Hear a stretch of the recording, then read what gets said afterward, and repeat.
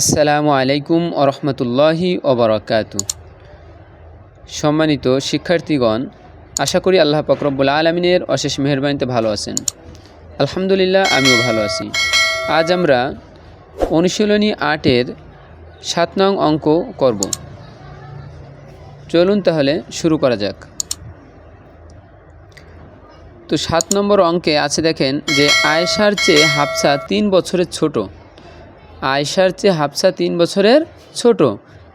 আয়েশার বয়স ৯ বছর হলে হাফসার বয়স কত? অবশ্যই বুঝে গেছেন অঙ্কটি পড়েই যে অঙ্কটি কী হবে। অবশ্যই অঙ্কটি বিয়োগ হবে। তো আমরা এখানে একটা জিনিস মনে রাখবেন যে প্রশ্নে বলা আছে হাফসা আয়েশার চেয়ে ছোট, আর কেউ কারো চেয়ে ছোট হলে তার বয়স সবসময় কম হয়, আর কোনো কিছু কমাতে হলে আমাদের বিয়োগ করতে হয়। কী করে বুঝবো যে অঙ্কটা বিয়োগ হবে? তো আমরা অঙ্কের ভিতর কয়েকটা জিনিস দেখলে বুঝতে পারি যে অঙ্কটা কি হবে, বিয়োগ হবে। যেমন যদি কোনো অঙ্কের ভিতরে থাকে যে বিয়োগ করো, যদি এমন থাকে, অথবা কম, বাকি, অথবা অবশিষ্ট, অথবা চলে গেল, হারিয়ে গেল, খরচ করলো, এমন যদি থাকে তাহলে আমরা বুঝতে পারি যে অঙ্কটা কি হবে, বিয়োগ হবে। তো আমরা অঙ্কের সমাধানে চলেন। আয়েশার বয়স আমরা লিখব প্রথমে যে আয়েশার বয়স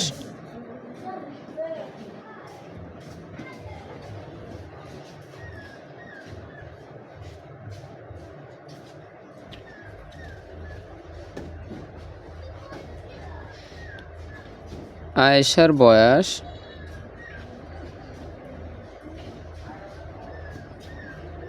আয়েশার বয়স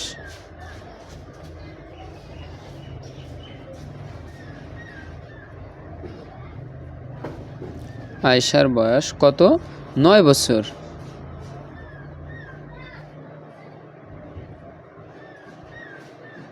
৯ বছর।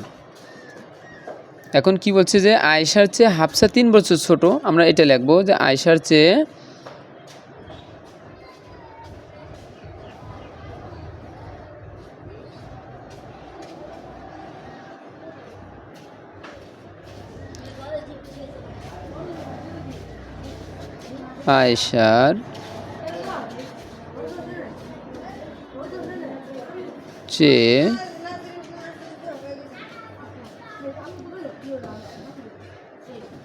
আয়েশার চেয়ে হাফসা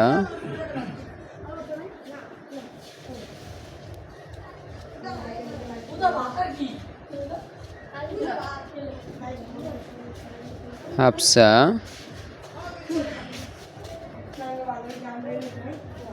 ৩ বছরের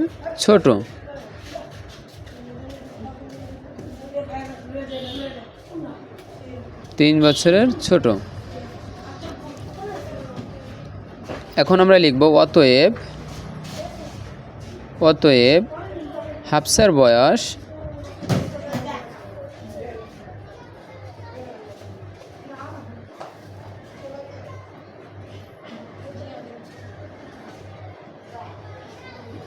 হাফসার বয়স ৯ - ৩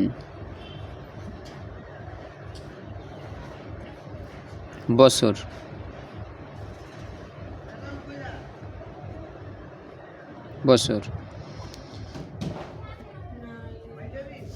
এখন এটা যদি আমরা মাইনাস করি, ৯ থেকে ৩ গেলে থাকে ৬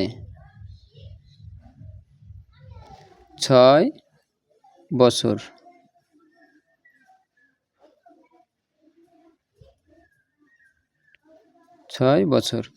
আমরা কিন্তু উত্তরটা পেয়ে গেছি যে আয়েশার চেয়ে হাফসা ৩ বছরের ছোট, এবং আয়েশার বয়স ৯ হলে হাফসার বয়স কত? আমরা কিন্তু হাফসার বয়সটা পেয়ে গেছি যে হাফসার বয়স কত? ৬ বছর। এখন আমরা লিখব উত্তর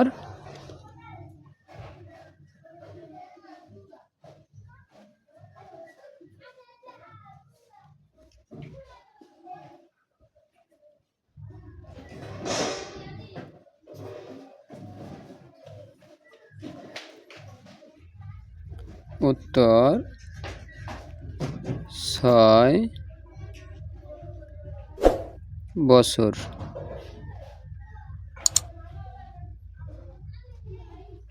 6 বছর।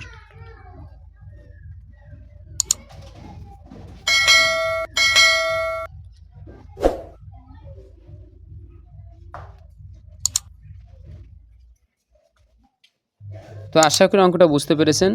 আসসালামু আলাইকুম ওয়া রাহমাতুল্লাহি ওয়া বারাকাতুহু।